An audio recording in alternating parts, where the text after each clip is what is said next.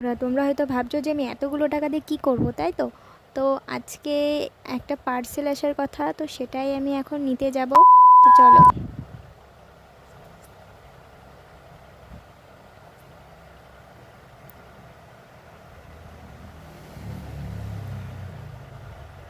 তো বন্ধুরা, এই পার্সেলওয়ালার লোকটা কতটা বদ! মানে আমি যখন ভিডিও করছিলাম না, তখন আমাকে না ভিডিও করতে বারণ করেছিল যে তোমরা ভিডিও করবে না।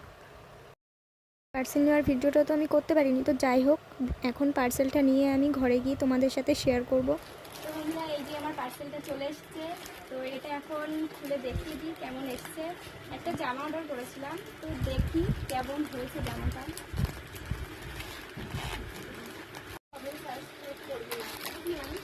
তো এই যে বেল্টটা দিয়েছে, এটা হচ্ছে মাজার বেল্ট।